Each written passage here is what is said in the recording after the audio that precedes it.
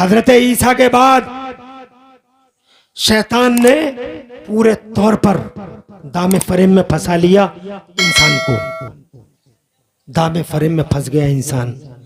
वो झूठ बोलने लगा, वो कत्ल गारत गरी करने लगा, वो फितना फसाद करने लगा, वो बेईमानी करने लगा, वो चीटिंग करने लगा, वो बदमाशी करने लगा। उसके हाथों में नंगी तलवार रहने लगी, कबीले की लड़ाई होने लगी। ये फला कबीला, ये फला कबीला।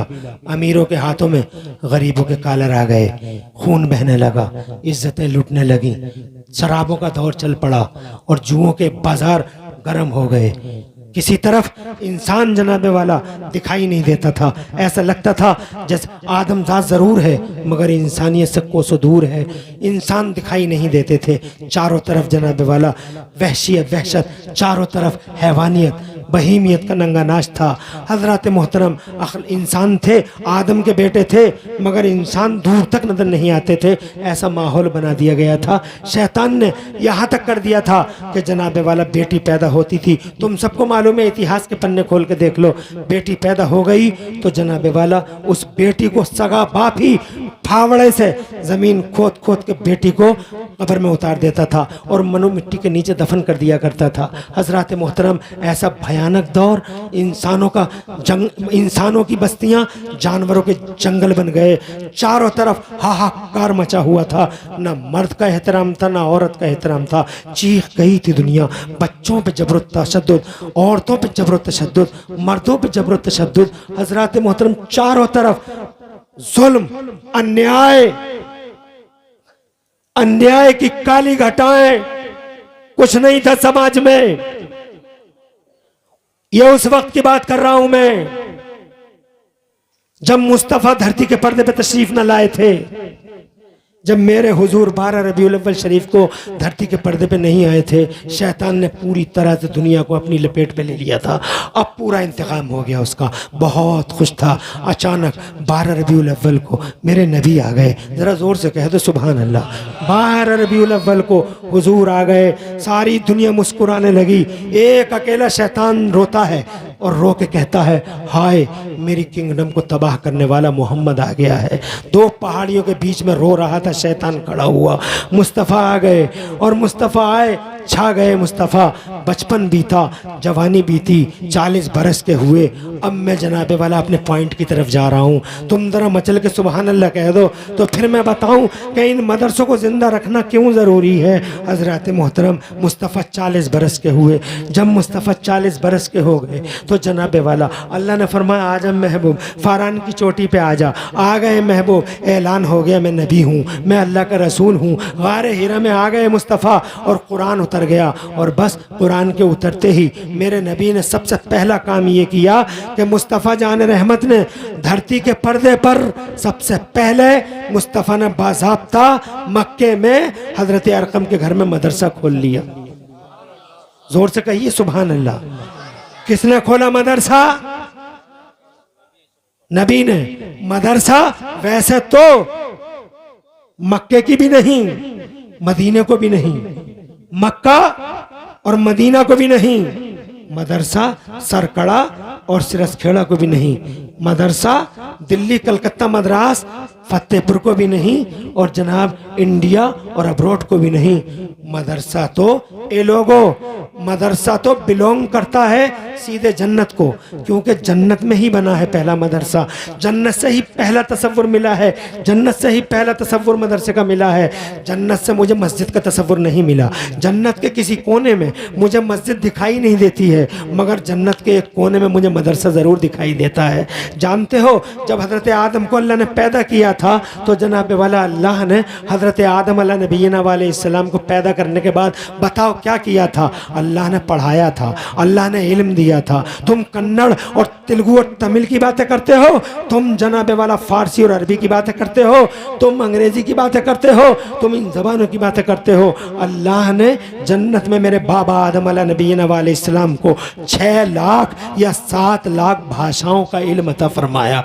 अल्लाह फरमाता अऊज़ु बिल्लाहि मिनश शैतानिर रजीम व अल्लमा आदम अल अस्मा कुल्लहा। और अल्लाह ने आदम को अस्मा और मुसम्मियात के उलूम सिखाए। बाद मुफस्सिरीन फरमाते हैं 6 लाख या 7 लाख ज़बानों में माहिर हैं सैयदना आदम अलैहि नबीना वालैहि सलाम। ज़रा जोर से कह दो सुभान अल्लाह। दुनिया में कितनी ज़बानें बोली जा रही हैं? सिर्फ 2462 2462 language are spoken in this world. दुनिया में 2462 ज़बानें बोली जा रही हैं, मगर तुम्हारे बाप को अल्लाह ने 6 लाख या 7 लाख भाषाओं का एक्सपर्ट बनाया। ज़रा जोर से कह दो सुभान अल्लाह। और ये 2462 क्या हैसियत है इन 2462 की? फिर भी लोग झगड़ा करते हैं, it is mine, it is mine, it is mine, it is mine. ये मेरे बाप की, मेरे बाप की, मेरे बाप की, मेरे बाप की। मैं कहता हूँ कोई किसी के बाप की नहीं, सब ज़बानें मेरे बाप आदम की ज़बानें हैं, सैयदना आदम की ज़बानें हैं। कन्नड़ा हो या तेलुगु हो, तमिल हो या मलयालम हो, फ्रेंच हो या अंग्रेजी हो, कोई सी भी ज़बान हो, हर ज़बान पे कब्जा हमारे अब्बा का है। ज़रा तड़प के कह दो सुभान अल्लाह। तो हज़रत आदम को सिखाया गया, और जहाँ सिखाया जाता है वो क्या होता है? मदरसा किसी चार दीवारी का नाम नहीं, मदरसा जनाबे वाला किसी तिपाई का नाम नहीं, मदरसा किसी टेबल का नाम नहीं, मदरसा किसी जनाबे वाला मदरसा किसी टेबल और डेस्क का नाम नहीं। मदरसा उस मकाम खैर को कहते हैं जिस मकाम खैर में कोई कलमा खैर सिखाया जाता है। सबसे पहले ये तसव्वुर मुझे जन्नत से मिलता है, इसीलिए पूरी दुनिया एक प्लेटफॉर्म पे इकट्ठी हो जाए कि हम मिटा देंगे मदरसों को, ख़त्म कर देंगे मदरसों को, दुनिया ख़त्म हो जाएगी, मदरसा कभी ख़त्म नहीं हो पाएगा, मदरसे की बुनियादों को कोई हिला नहीं पाएगा। अप एंड डाउन आते रहेंगे, नशेब व फराज आते रहेंगे, ऊंचाई नीचाई होती रहेगी, मगर मदरसे खुदा की कसम मदरसों को मिटाया नहीं जा सकता, क्योंकि मदरसा दिल्ली का काम नहीं, सरकड़े का काम नहीं, मदरसा जनाबे वाला बरेली का काम नहीं, मदरसा बम्बई का काम नहीं, मदरसा कलकत्ता और मद्रास का काम नहीं, मदरसा तो जन्नत का काम है, मदरसा जन्नत का काम है। जन्नत में साथ साथ जाएगा ये मदरसा। और जोर से कह दो सुभान अल्लाह, तड़प के कह दो सुभान अल्लाह। तो जनाबे वाला मदरसे का पहला तसव्वुर तो जन्नत से मिला था, मगर धरती के पर्दे पर सबसे पहला मदरसा मेरे मुस्तफ़ा ने बनाया। किसने बनाया? ऑफिशियली किसी मदरसे की इस्टेब्लिशमेंट की घोषणा अगर किसी ने की है तो हमारे हुजूर ने की है। कौन है हुजूर? दुनिया में सबसे ज्यादा अकल वाले, दुनिया बैठा रहे ऐसे ही। और ये कैमरे वाले, कभी कभी कैमरा इधर से हटा भी लिया करो, इधर उधर, कभी कभी इधर उधर भी कर लिया करो, कयामत यहीं से नहीं आएगी। ऐसा लगा के फिक्स कर बैठ जाते हैं कि पता नहीं कब कयामत आ जाए। कयामत जब भी उठेगी तो जरूरी नहीं है कि स्टेज से ही उठे, कभी कभी घुमा के दिखा दिया करो। पहली बात तो मैं दिखाने को ही मना करता हूँ, दिखाने को ही मना करता हूँ मैं तो, क्योंकि मैं तो अपने बरेली वालों का गुलाम हूँ। और अगर तुम लेके ये फिक्स करे बैठे भी हो तो कम से कम ये तो देख लिया करो माशाल्लाह कितना मजमा आया हुआ है, कैसा मजमा है कभी कभी। मगर मौलाना तो मौलाना ही रह गए हैं, फिक्स करके बैठे हैं। चलो बहरहाल आगे बढ़ते हैं। तो जनाबे वाला किसने बनाया मदरसा? कौन है वो? दुनिया में सबसे ज्यादा अकल वाले, दुनिया में सबसे ज्यादा अकल। तुम्हारी अकल और तुम्हारी खोपड़ी के तमाशे तो रोजाना हम देखते हैं, तुम्हारी अकलों की क्या हैसियत है? फिर भी लोग कहते हैं मदरसा क्यों, मदरसा क्यों, मदरसा क्यों, मदरसा क्यों। चौधरी साहब कह रहे हैं, धुरंधर साहब कह रहे हैं, सूरमा साहब कह रहे हैं, हाजी जी कह रहे हैं, दूधिया साहब कह रहे हैं, मदरसा क्यों, मदरसा क्यों। तो जनाबे वाला तुम्हारी खोपड़ियाँ और तुम्हारी अकलों के तमाशे रोजाना देखते हैं, क्या तुम नहीं देखते हो? कभी दलपतपुर से मुरादाबाद जाना होता है, जाते होगे, दलपतपुर से मुरादाबाद जब जाते होगे, बस जरा तेज चल गई तो जब तुम झांक के देखते होगे तो कभी कभी कहते तो होगे यार पेड़ बड़ी तेज तेज भाग रहे हैं, पीछे को पेड़ बड़ी तेज तेज भाग रहे हैं, कहते पेड़ बड़ी तेज, ऐसा लगता है जैसे पेड़ भाग रहे हैं, कहो या मत कहो, ऐसा लगता है जैसे पेड़ भाग रहे हैं। ये अकल का तमाशा है। मुरादाबाद मैं जब रेलवे स्टेशन पर रुकता हूँ, आप भी रुके इस रेलवे स्टेशन पे, ट्रेन आपकी खड़ी हो गई, साइड में दूसरी ट्रेन पहले से खड़ी थी और अचानक थोड़ी देर के बाद में साइड वाली ट्रेन चल दी और अपनी खड़ी रही, तो ऐसा लगा हमें जैसे अपनी चल गई। इधर देख बड़े खुश होते हैं, चल गई चल गई, और जब जनाबे वाला इधर देखते हैं तो कहते हैं ये तो खड़ी हुई है, वो चल गई। तो जनाबे वाले ये तुम्हारी खोपड़ियों के तमाशे हैं, ये तुम्हारी अकलें हैं दूधिया साहब, हाजी हाजी जी चौधरी साहब, अरे मुखिया साहब, फिर भी तुम इन मदरसों के पीछे पड़ते हो। दुनिया में सबसे ज़्यादा अकल वाला, सबसे ज़्यादा हिकमत वाला, दुनिया का सबसे बड़ा डॉक्टर और दुनिया का सबसे बड़ा इंजीनियर और दुनिया का सबसे बड़ा फलासफर और दुनिया का सबसे बड़ा साइंटिस्ट, जिसकी अकल के सामने कोई अकल टिकती नहीं, 1400 साल पहले भी, आज 1400 साल के बाद लोगों की रहनुमाई करता नजर आ रहा है। जरा जोर से कह दो सुभान अल्लाह। At every level of life, at every sector of life, खुदा की कसम मुस्तफ़ा आज भी रहनुमाई कर रहे हैं। वो देख लो, आज तक मेडिकल के धुरंधर जनाबे वाला अंधेरे की दुनिया में थे, कैंसर का इलाज आज तक नहीं ला पाए मेडिकल वाले, कैंसर का कोई इलाज नहीं ला पाए। बस चलो बरेली चलो सिकाई कर देंगे, चंडीगढ़ चलो सिकाई कर देंगे, बीकानेर चलो सिकाई कर देंगे, ऐसी सिकाई करते हैं, सारे बाल उड़ा दिए और घर लेके आ गए। बोले अब ठहरे रहो, सिकाई होती रहेगी हर महीने। और पता चला 5वें महीने में बेचारे के बाल तो पहले ही चले गए थे, अब हाल भी गायब हो गया, और 5 महीने के बाद अल्लाह की रहमत को चले गए और पूरे गांव में हो गया कैंसर का मरीज तो बच ही नहीं सकता, बचता ही नहीं है। मेडिकल के धुरंधर आज तक कैंसर का कोई बासाख्ता इलाज बना ना सके, मगर कुर्बान अब बनाने को मजबूर हो गए हैं, क्योंकि अब उन्होंने नबी की एक हदीस पढ़ ली है। जोर से कहिए सुभान अल्लाह।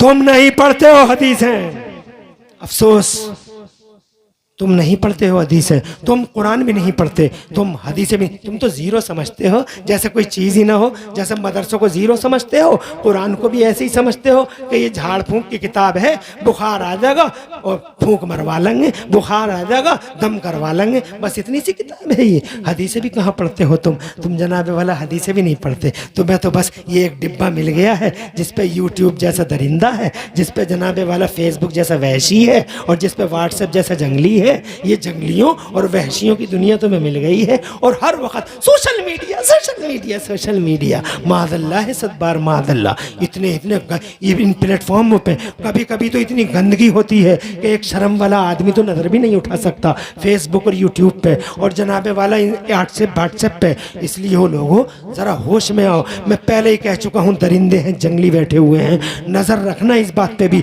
आगे बढ़ता हूँ, हटो इस दुनिया से, ए लोगों आओ कुरान और हदीस की तरफ आओ। वो देखो आज पूरी दुनिया गैर मुस्लिमों की मेरे नबी की हदीसें पढ़ के फ़ायदे उठा रही है। तुम कब उठाओगे नबी की हदीसें पढ़ के फ़ायदे? तुम हदीसें पढ़ने का नंबर ही कहाँ आता है?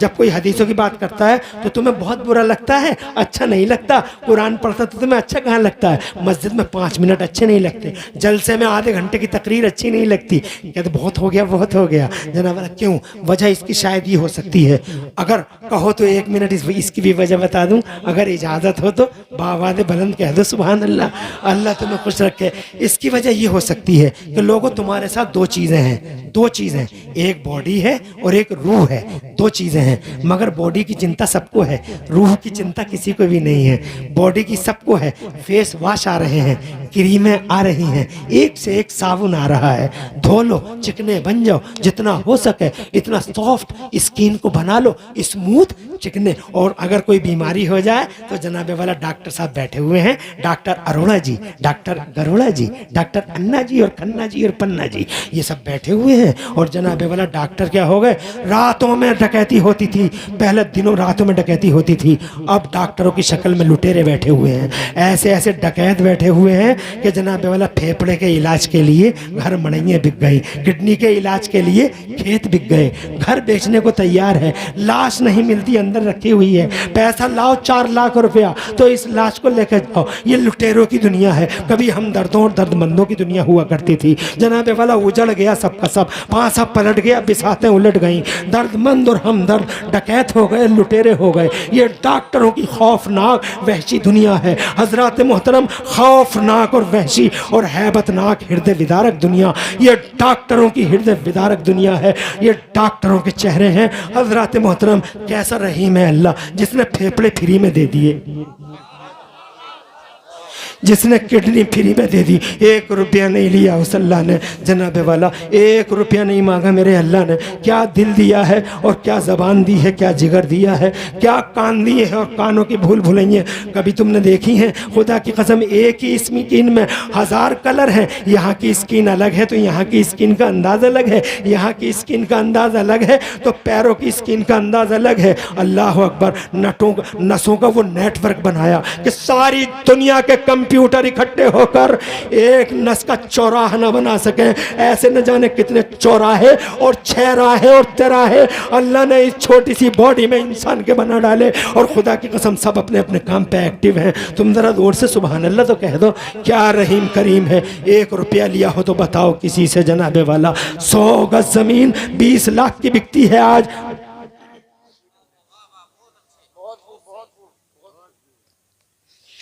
मैं 10-15 मिनट और लूंगा, मैं अपना घंटा पूरा करूंगा, मगर तुमने हद कर दी। तुमने जनाबे वाला मोहब्बत की हद कर दी। तुम बैठे रहे, अल्लाह तुम्हारे घरों में बरकतें अता फरमाए, इस मोहब्बत का सिला अता फरमाए। मगर मैंने जब से तुमसे कहा है कि तुम्हारी मोहब्बत ही चाहिए, तभी से रुके पड़े हो सारे के सारे, है नहीं? रुके रहो, कोई प्रॉब्लम नहीं है, मगर बैठे रहो। अब जगह भी दे दी थी तो दिक्कत क्या थी? मगर उस अल्लाह की मेहरबानी को तो देखो, कोई परेशानी तो नहीं है। अरे कैसा मेहरबान है वो। फेफड़े, जिगर, गुर्दा, ये आंखें देख रहे हो कैसा? आंखों के अंदर ये देख रहे हो, लेंस देख रहे हो? 40,000 पर्दों के अंदर रखा है। जोर से कह दो सुभान अल्लाह, और जोर से कह दो। ये दिमाग देख रहे हो?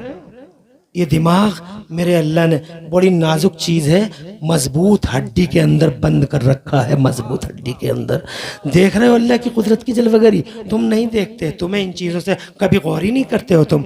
बताओ, और कितना सटीक बनाया, कितना सटीक। जहां जिस चीज़ की ज़रूरत और जो चीज़ जहां मुनासिब वहीं लगा दी, जो चीज़ जहां मुनासिब। जैसे दोनों आंखें सामने कितनी प्यारी लग रही हैं, सुभान अल्लाह। अगर एक आंख यहां होती और एक यहां होती,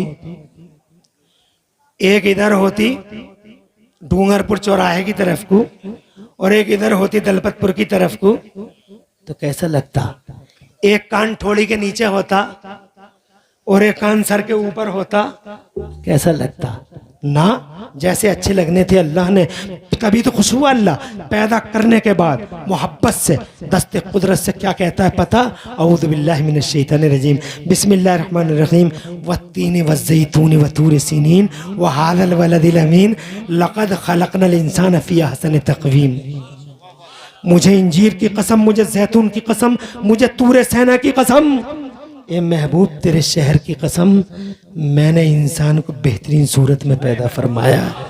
बंदर को देख लो, भैंस को देख लो और बैल को देख लो और कुत्ते को देख लो और सांप को, रेंगते हुए सांप को देख लो और अपने हाथ को देख लो। क्या अल्लाह ने बनाया? फ्री में सब कुछ दे दिया, खाना दिया, पानी दिया, ज़मीन दी। 100 गज ज़मीन 40 लाख की है, मांगे अल्लाह ने 40 लाख तुमसे। हजरत मोहतरम सब कुछ फ्री में है, सब कुछ फ्री में है। हजरत मोहतरम बताओ, सब कुछ फ्री में है, मगर फिर भी तुम अल्लाह की तरफ से गाफिल हो गए। तुम अल्लाह को छोड़ के चले गए, तुम अल्लाह की रहमतों को छोड़ के चले गए। तुमने कुदरत के इशारे बार बार आते रहे, आ जाओ मेरी तरफ आ जाओ, तुम मेरे हो, मर जनाबे वाला तुम ना आ सके। कभी आगे लग गई सुपर पावरों में और कभी जलजले उठ गए, कभी तूफान आ गए, मगर तुम समझ ना सके, कुदरत के इशारों को समझ ना सके। बहरहाल ये लोगों, मेरा मौजू आज ये नहीं है, मैं मौजू जनाबे वाला ये है कि लोगों क्या बतलाऊं, तुम जिस्मों की चिंता करते हो, जिस्मों के इलाज कराते हो, मगर रूहों का इलाज तुम्हारे पास कोई चिंता है? जैसे तुम्हारी बॉडी बीमार हो जाती है, क्या रूह भी बीमार हो सकती है? पूछो इनसे। हाँ हाँ, जैसे बॉडी बीमार हो जाती है, रूह भी बीमार होती है, मगर कौन कराता है रूह का इलाज? कोई भी तो नहीं। कहाँ कराते हैं रूह का इलाज? कहीं भी तो नहीं। मगर जब रूह बीमार होती है तो कैसे पता लगेगा कि रूह बीमार? बिल्कुल वैसे ही पता लगता है जैसे जिस्म का पता लगता है। जैसे जिस्म अगर बीमार हो जाता है तो तुम्हें अच्छी से अच्छी चीज़ भी अच्छी नहीं लगती, कड़वी लग रही है, कड़वी लग रही है, पानी दो कड़वा लग रहा, बिरयानी दो कड़वा लग रहा, हर चीज कड़वी हो गई तुझे। कहा बुखार आ गया, टाइफाइड है, कोई चीज़ अच्छी नहीं लगती। टेस्टी चीज़ें भी अनटेस्टी लगती हैं, जनाब वाला लजीज चीज़ें भी लजीज नहीं लगती हैं। टाइफाइड है, चिकनगुनिया हो गया है, कोरोना हो गया है, इलाज करा लो, करा लिया, मगर इन रूहों में भी तो कभी कभी चिकनगुनिया हो सकता है, रूहों को भी टाइफाइड हो सकता है। कैसे पता लगे कि रूहों को टाइफाइड हो गया है? इतनी माँ बहनें बैठी हुई हैं, शर्म तो आती है कहते हुए, मगर इस्लाम के मसलों में शर्म काहे की, इसलिए बताना तुम्हें भी ज़रूरी है, हैं? तुम भी सुन रही हो, तुम सुनती तो किसी की नहीं हो, मगर यहाँ सुन रही हो सरगड़ा में, बड़ी बात है। अल्लाह ताला तुम्हें खुश रखे। एक बात तुम्हारे हवाले से भी अर्ज़ करना चाहूँगा, अगर इजाज़त हो, शर्म तो आ रही है तुमसे कहते हुए, हैं? तुमसे तो जनाबे वाला बड़ी सोच समझ के बात करनी पड़ती है। जैसे जिस्मों की फिक्र इन्हें है, वैसे ही तुम्हें भी है। न बॉडियों की फिक्र इन्हें है, बॉडियों की तुम्हें है, न रूहों की फिक्र इन्हें है, न रूहों की फिक्र तुम्हें है। तुम्हारे समाज में भी देखते हैं, सेब खिलाओ, संतरे खिलाओ, अनार खिलाओ, अनानास खिलाओ, बच्चा मोटा पैदा होगा, बच्चा गोरा पैदा होगा। अरे गोरा और मोटा की फिक्र सबको है, किसी को ये फिक्र भी है कि बच्चा रूह के साथ भी आ रहा है।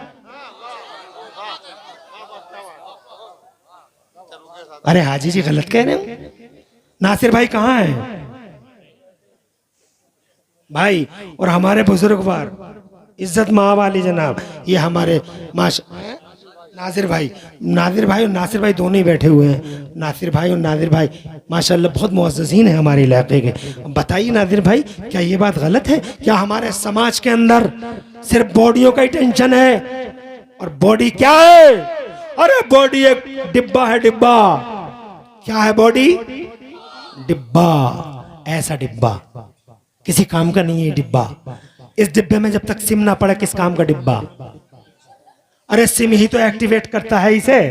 अगर सिम ना हो तो हल्लो हल्लो कर लोगे तुम, अगर सिम ना हो तो तुम जनाबे वाला नादिर भाई से बात कर लोगे, सिम ना हो तो नासिर भाई को पुकार लोगे, सिम ना हो तो इनसे बात कर लोगे अपने बुजुर्गवार से, सिम ना हो तो मुफ्ती दानिश से मैं कह दूंगा कि मैं आ रहा हूँ मदरसे में, कितना चंदा हो गया बताओ। तो जनाबे वाला मुझे बताओ बगैर सिम के क्या है, कोई चीज़ है ये? ऐसे ही बॉडी बगैर रूह के कोई मतलब नहीं है। रूह एक्टिवेट करती है, रूह है तो कान सुनेगा, रूह है तो नाक सूंघेगी, रूह है तो जबान बोलेगी, और रूह है तो सर सोचेगा, अगर रूह है तो पांव चलेगा, और अगर रूह नहीं है तो मुंह खुला का खुला रह जाएगा, किसी काम का नहीं है। क्या बात है? अरे बोलो नंबरदार, वो तो आवाज बैठी पड़ी है। गर्दा नंबरदार का तो बस नंबरदार तो नंबरदार ही है। मुझे 1 घंटा हो रहा, तुम परेशान तो नहीं हो? मैं 15 मिनट और लूंगा तुम्हारे, तुम टेंशन में तो नहीं हो? माशाल्लाह क्या मजमा है। और अभी तो मेरी बात आई ही नहीं, हम चंदा क्यों दें?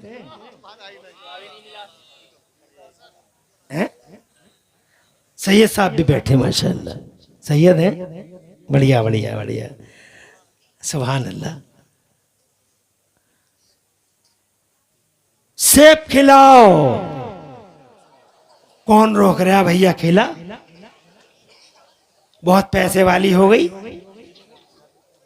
प्लाटों के रेट हो गए, जमीनों के रेट हाई फाई हो गए, अब कोई बस में थोड़ी ही है। और नए मालदारों को तो पूछो मत, ऐसे अंडे से नए नए फुड़फुड़ाते हुए निकल रहे हैं। ऐसा लग रहा है जैसे जमीन दुनिया इनसे ही शुरू हो रही है और इन पे ही खत्म हो रही है, इनके अलावा कोई है ही नहीं,